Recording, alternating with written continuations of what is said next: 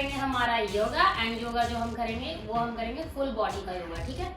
इसमें अभी हमने जितनी भी एक्सरसाइज करी है, हम लोग काफी ज्यादा थक गए, हमारा पूरा जो बॉडी है वो एक हो रहा है, पूरी बॉडी में अच्छे से गंदी तरीके से दर्द हो रहा है। सो जो लोग जिम करके इतनी बुरी तरह मेहनत करके घर चले आते हैं, अगले दिन उनके होता है काफी ज्यादा दर्द, ठीक है। हालांकि मेरे भी होता है नो डाउट, बट उतना नहीं होगा कि बेयर नहीं कर सको आप, अनबेरेबल ऐसा दर्द नहीं होता है। क्यों? क्योंकि हम करते हैं उसके बाद पूरी की पूरी फुल बॉडी की स्ट्रेचिंग, जिसमें हम योगा करते हैं। एंड योगा करते वक्त हम पूरी बॉडी का ध्यान रखते हुए फुल बॉडी की स्ट्रेचिंग करते हैं, सब चीजें करते हैं। तो चलिए अब हम करेंगे हमारा योगा। एंड शुरुआत करेंगे हम मार्जरी आसन से। मार्जरी आसन को कैट एंड काउ पोज भी कहते हैं। एंड मार्जरी आसन क्या करता है? मार्जरी आसन, जैसे अभी हमने शोल्डर का जो हनुमान दंड किया, तो हमारे शोल्डर में हो रहा होगा काफी ज्यादा दर्द, तो हम शोल्डर पे स्ट्रेचिंग का सब कुछ करेंगे। तो अभी हम मार्जरी आसन कर रहे हैं, इसमें हमारी चेस्ट जो है वो अच्छी खासी स्ट्रेच होती है एंड बैक होती है। हाँ चलिए, तो सबसे पहले हम कैट एंड काउ पोजीशन में आ जाते हैं, सांस को छोड़कर नीचे जाएंगे, घुटनों ऊपर आएंगे, ठीक है। ये हम अच्छे से, हमारी जो कमर है वो स्ट्रेच होगी, शोल्डर स्ट्रेच होंगे।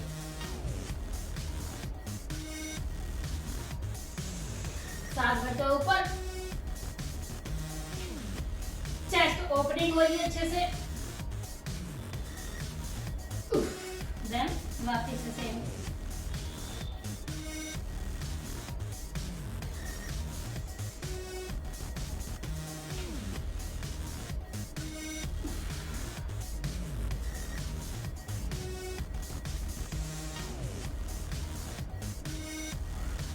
बात करेंगे शशांकासन, ये आपके शोल्डर को स्ट्रेच करेगा अच्छे से।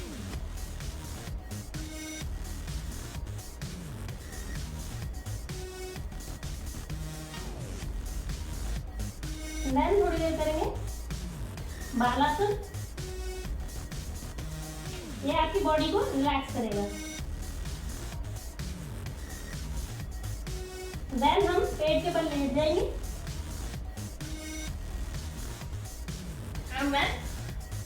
हम करेंगे भुजंगासन, ठीक है। भुजंगासन क्या करेगा? चेस्ट की ओपनिंग करेगा, शोल्डर को स्ट्रेच करेगा, रीढ़ की हड्डी को स्ट्रेच करेगा, लचीला बनाएगा, लोअर, जिनके लोअर बैक पेन रहता है उस दर्द को भी दूर करता है। सांस भरते ऊपर जाएंगे, होल्ड करेंगे।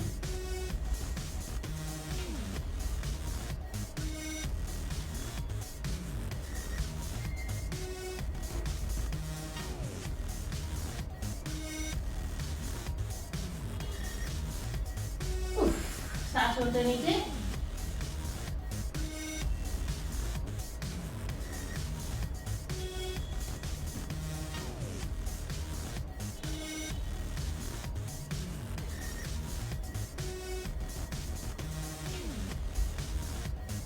सांस छोड़कर नीचे, ठीक है।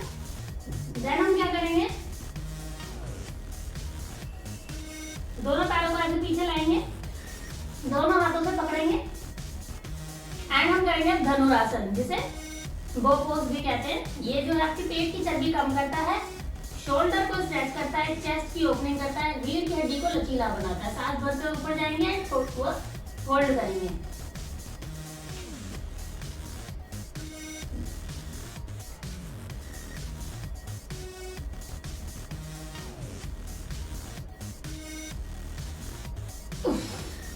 सांस छोड़ते हुए नीचे आएंगे, थोड़ी देर हम मकरासन करेंगे।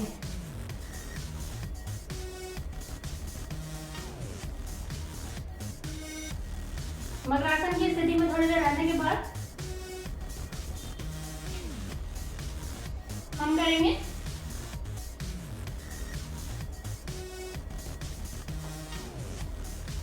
शलभासन। ये आपकी साइटिका की प्रॉब्लम को ठीक करता है, रीढ़ की हड्डी का लचीला बनाता है, लोअर बैक पेन को दूर करता है।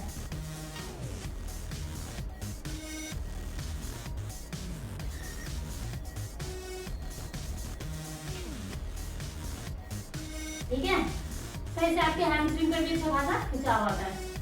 देन हम पेट के बल लेटे लेटे ही कर लेंगे विपरीत नौकासन। वो आपके शोल्डर से लेकर पैर तक, तो पूरे शरीर पे खिंचाव लेकर आएगा, पूरे शरीर की स्ट्रेचिंग करेगा। दोनों हाथों का ऐसे सीधा करेंगे, सांस भरते हुए हाथ और पैर साथ में उठाएंगे।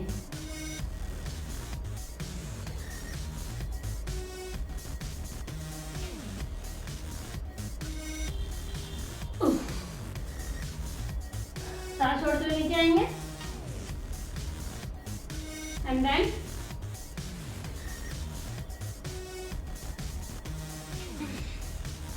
हम कर लेंगे सबसे पहले पर्वतासन। पर्वतासन जो है आपके शोल्डर को स्ट्रेच करता है, रीढ़ की हड्डी को सीधा और लंबा करता है। फ्लैट पैर की दिक्कत, जिन लोगों का पैर फ्लैट है और उसकी वजह से दर्द होता है, तो उन लोगों को ये आसन करना चाहिए। ये आपके फ्लैट पैर की दिक्कत को ठीक करता है, हैमस्ट्रिंग पर अच्छा खासा खिंचाव लेकर आता है। देन हम करेंगे, इसके लिए हम अगर ब्लॉक्स का इस्तेमाल करेंगे तो और ज्यादा अच्छे से स्ट्रेचिंग होती है। इसे बोलते हैं कपोत आसन।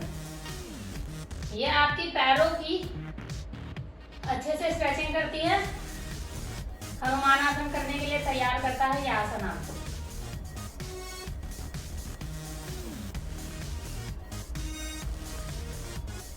देन पैरों को थोड़ा और अच्छे से स्ट्रेच कर लेंगे।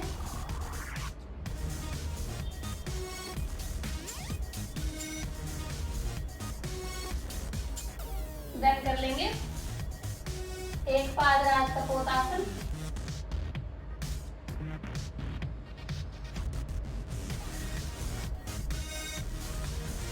एंड देन करेंगे नीडल पोज। ये आपकी हाथों की स्ट्रेचिंग करेगा अच्छे से।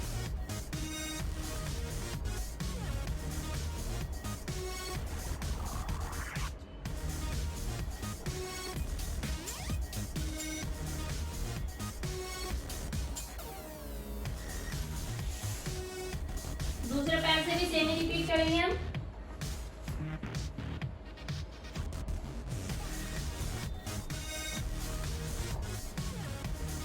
सबसे पहले करेंगे कपोत आसन, जिसे पिजन पोज भी कहा जाता है। यह आपके साइड की चर्बी को ठीक करता है, कम करता है।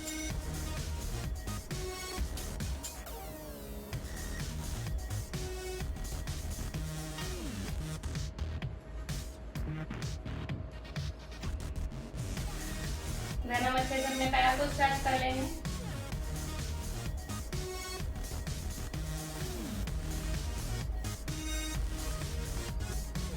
देन कर लेंगे एक पादराज कपोत आसन।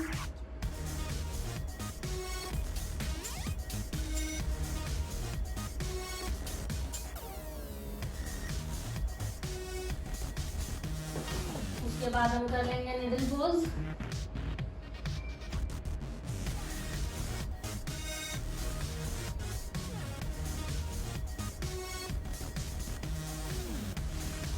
वापस से खड़े होंगे।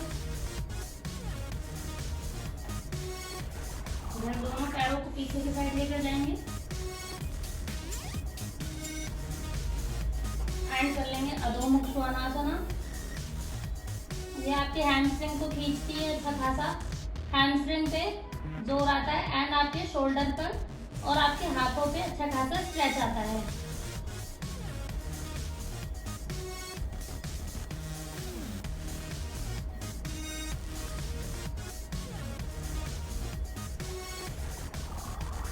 देन हम करेंगे वज्रासन।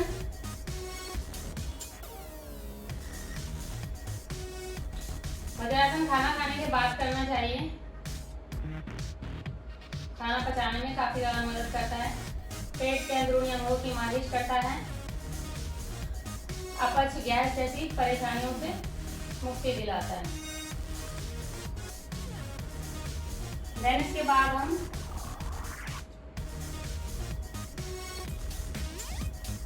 कर लेंगे उष्ट्रासन।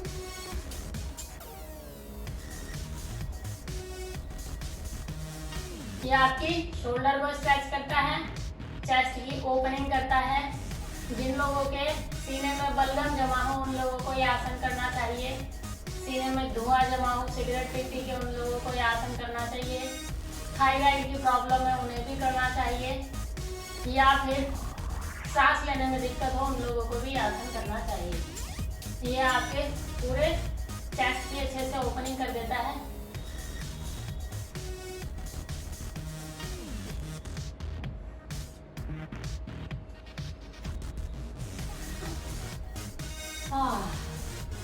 वापस से वज्रासन की स्थिति में आ जाएंगे हम।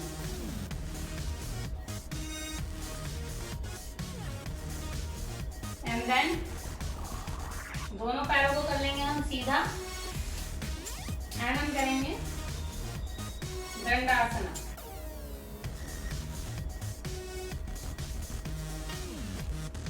दंडासना करने से आपकी सारी हैमस्ट्रिंग अच्छे से खिंच जाती है और पूरे दिन भर का तनाव दूर हो जाता है। एंड देन क्योंकि मेरी साइटिका की प्रॉब्लम है तो मेरी यहाँ की नस काफी ज्यादा दर्द करती है, तो उसको ऊपर करने में बहुत दर्द होता है। तो अभी हम करेंगे पश्चिमोत्तानासना एंड हमें उतना ही नीचे जाना है जितना आप जा सको। हालांकि मैं पूरा चली जाती हूँ लेकिन साइटिका की प्रॉब्लम की वजह से नहीं जा पा रही, बट जितना है उतना कर सकते हैं।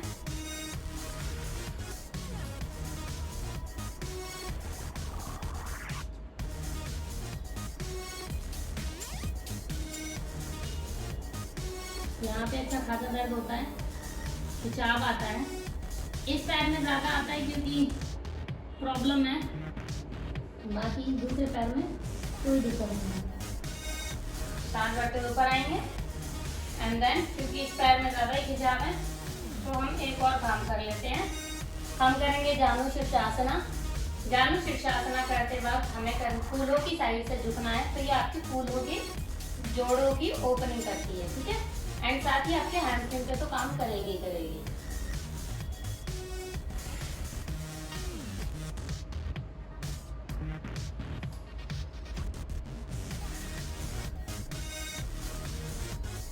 थोड़ी देर इसी अवस्था में इसीलिए बनी हुई हूँ मैं क्योंकि जो दर्द हो रहा है वो थोड़ा सामान्य हो जाए।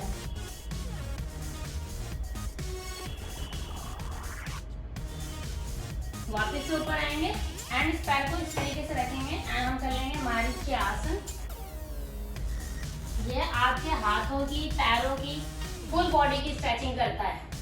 अच्छी खासी स्ट्रेचिंग हो जाती है क्योंकि हम वर्कआउट करके बैठे हैं उसमें हमारा पूरा शरीर दर्द होगा। अगर हम स्ट्रेचिंग नहीं करेंगे तो पूरी बॉडी में अच्छा खासा पेन होगा। तो हम कर रहे हैं फुल बॉडी की स्ट्रेचिंग, फुल बॉडी योगा आपकी पूरी बॉडी की फ्लेक्सिबिलिटी के लिए। और ये सारे योगा सब एडवांस नहीं है, बेसिक योगा है। आप हर रोज करेंगे तो सारी चीजें बहुत आसानी से कर लेंगे।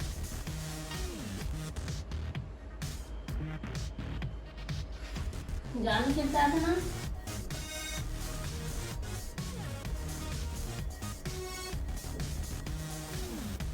हर आसन में आपको कम से कम 10 से 30 सेकंड तक बने रहना है ताकि आप उसका फल उठा सकें, उसके फायदे ले सकें।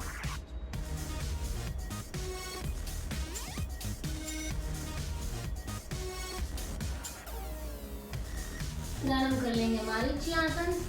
ये आपके हाथों की फ्लेक्सिबिलिटी को बढ़ाता है, लचीला बनाता है हाथों को। थोड़ी देर इसी आसन में बने रहेंगे।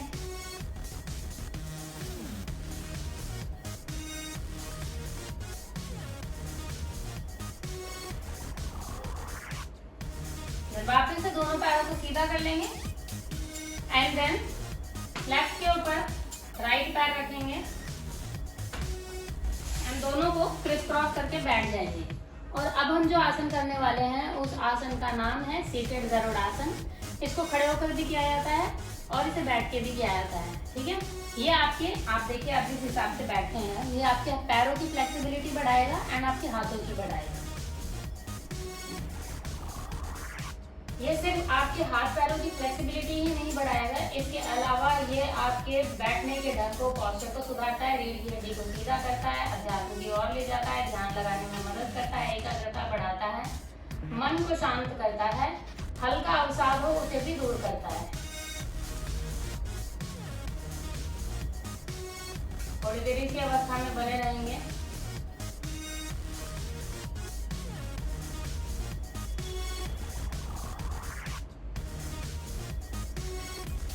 देन हम कर लेंगे यहीं से ही गोमुख आसन। गोमुख आसन भी आपके पोस्चर को सुधारता है, ट्राइसेप की चर्बी को कम करता है, आपके हाथों को फ्लेक्सिबल बनाता है, लंबा बनाता है एंड आपके हाथों को टोन्ड करता है, ट्राइसेप की चर्बी को टोन्ड करता है। थोड़ी देर इस अवस्था में बने रहेंगे।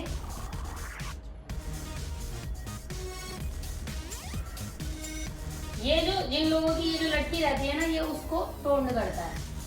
एंड अब हमको सेम ही रिपीट करना है दूसरी साइड से भी, सिर्फ एक साइड करके मत रह जाना, दूसरी साइड से भी रिपीट करना होता है, ठीक है। तो अब हम करेंगे दूसरी साइड से रिपीट। सबसे पहले हम अपनी एकाग्रता बढ़ाएंगे, ध्यान लगाएंगे। जय श्री राम।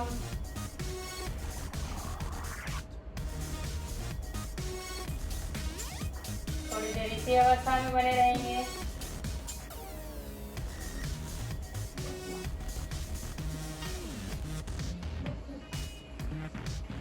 देन हम करेंगे गोमुख आसन।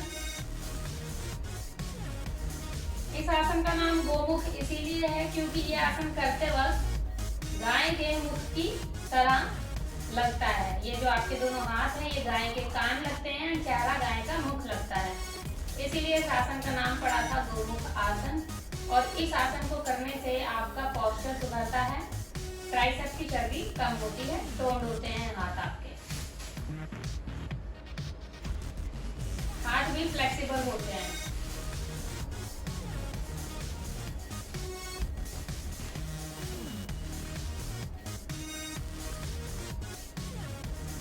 हाथों को छोड़ के वापस से नॉर्मल अवस्था में आ जाएंगे, ठीक है। उसके बाद हम क्या करेंगे, उसके बाद हम सीधे बैठेंगे एंड हम सबसे पहले अपना कर लेते हैं माता लक्ष्मी का आसन, कमलासन। कमलासन करने से आपको ध्यान लगाने में काफी ज्यादा मदद मिलती है। इसको कमलासन भी बोलते हैं, इसको लोटस पोज भी बोलते हैं। इस आसन को करने से अगर आप ध्यान लगाएंगे या मेडिटेशन करेंगे तो आपको इसके रिजल्ट काफी ज्यादा जल्दी मिलेंगे। और अगर आप स्पेशली मॉर्निंग 4 बजे उठ के, जब सारी दुनिया में सन्नाटा है, तब उठ के इस आसन को करेंगे, ध्यान मुद्रा में आके ओम का जाप करेंगे,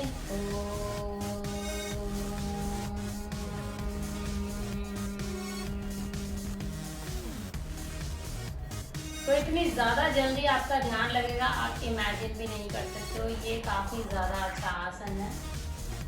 इसके बाद हम कर लेंगे तौलासन, जिसे तुलासन या फिर स्केल पोज भी कहा जाता है।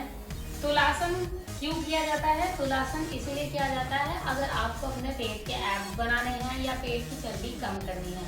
तो तुलासन करने के लिए सबसे पहले आपको सेम इस अवस्था में, कमलासन की अवस्था में आना पड़ता है।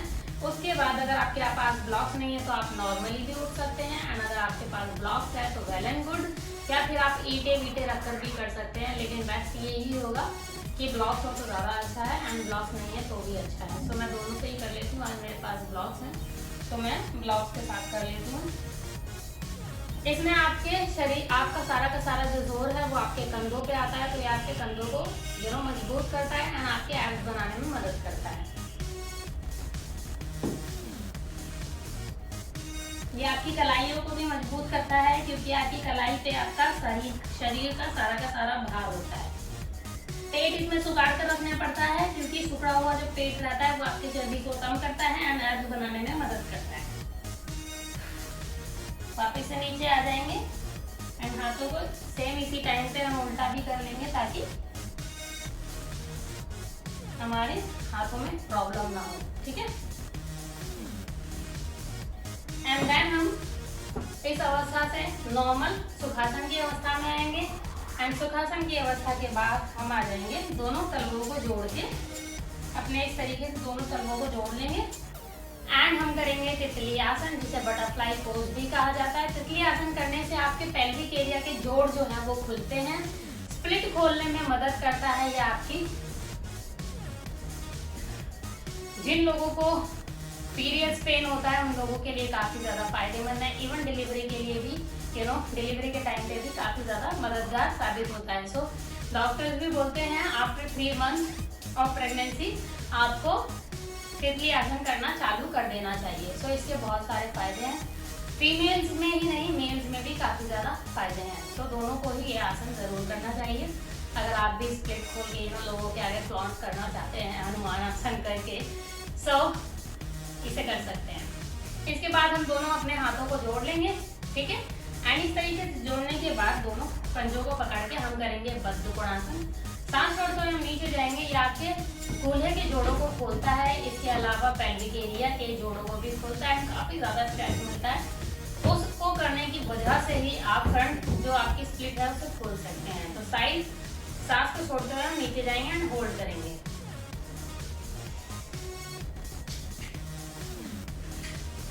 ये आपके पेट की चर्बी को भी कम करता है एंड आपके पैरों को अच्छा खासा स्ट्रेच मिलता है।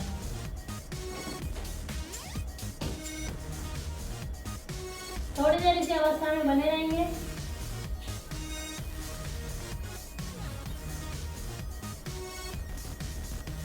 अगर आप इस आसन को हर रोज करेंगे तो उपविष्ट कोणासन करने में आपको काफी ज्यादा मदद मिलेगी। तो अब हम क्या करेंगे, अब हम लेट जाएंगे पीठ के बल एंड पीठ के बल लेट के करने वाले योगा करेंगे, ठीक है। जिसमें हम सबसे पहले जो योगा करने वाले हैं वो योगा आपकी साइटिका में काफी ज्यादा मददगार है, इसीलिए मैं करती हूँ। और क्योंकि मुझे है साइटिका का काफी ज्यादा दर्द, तो वो योगा मेरे लिए तो बनता ही है। सो उस योगा का नाम है, सबसे पहले हम पैर सीधे कर लेते हैं। तो उस योगा का नाम है ब्रिज पोज, जिसे सेतु बंधासन भी कहते हैं। सेतु बंधासन करने के लिए आपको दोनों पैरों को इस तरीके से रखना है, ठीक है।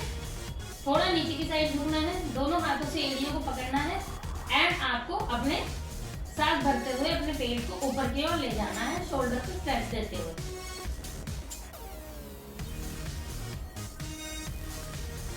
थोड़ी देर इसी अवस्था में बने रहना है। सांस को सामान्य कर सकते हैं आप, ये आपकी साइटिका की प्रॉब्लम को ठीक कर देगा। आप चाहे तो हाथों से भी सहारा दे सकते हैं कुछ इस तरीके से।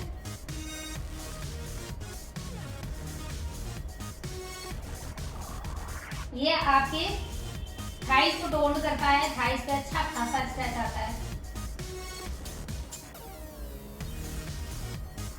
वापस से नॉर्मल अवस्था में आ जाएंगे।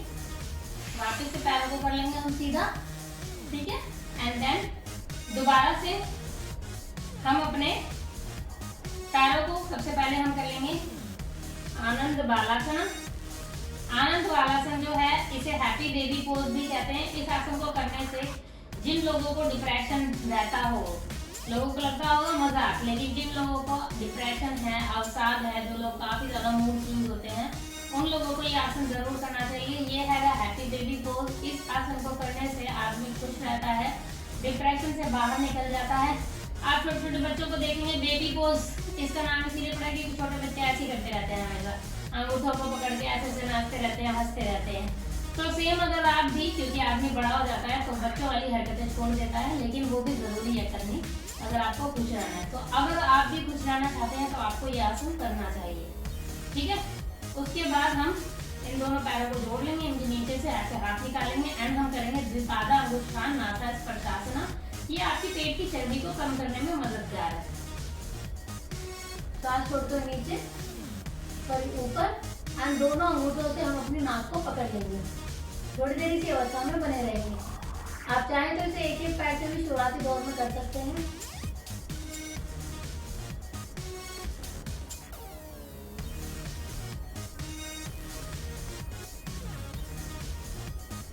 वापिस से नीचे आ जाएंगे, ठीक है। पैरों को वापिस से सीधा सामान्य कर लेंगे। थोड़ी देर इसी अवस्था में बने रहेंगे एंड देन वापिस से हम अपने पैरों को मोड़ लेंगे।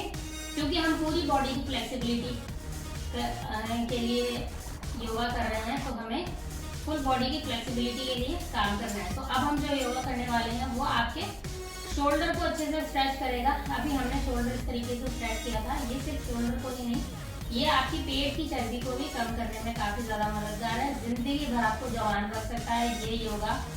सिर्फ ये आपको जवान नहीं रखेगा, ये आपको आपकी उम्र से 10 साल छोटा दिखा सकता है अगर आप नियमित रूप से चक्रासन करेंगे तो। अभी हम जो करने जा रहे हैं उस आसन का नाम है चक्रासन, जिसे व्हील पोज भी कहा जाता है।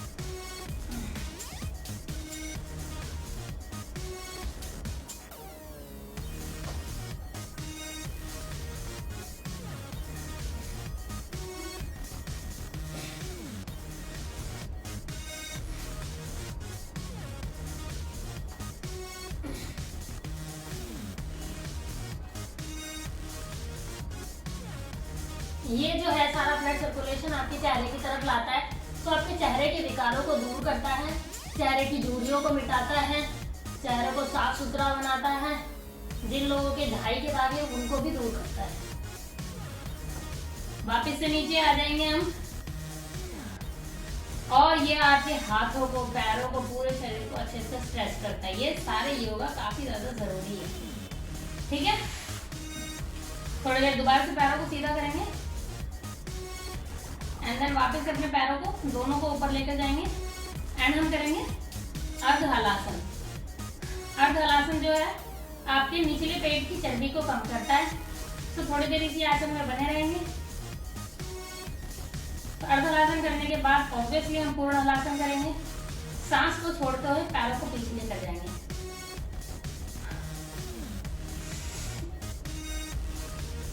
एंड दोनों हाथों को ऐसे जोड़ लेंगे। थोड़ी देर इसी अवस्था में बने रहेंगे। पेट की चर्बी को कम करता है और आपकी कमर को स्ट्रेच करता है।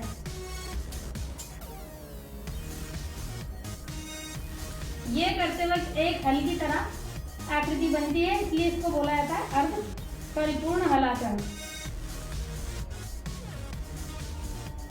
इसके बाद हम कर लेंगे कर्ण पीड़ासन। उसमें आपको अपने दोनों घुटनों से कानों को पकड़ना होता है, कुछ इस तरीके से।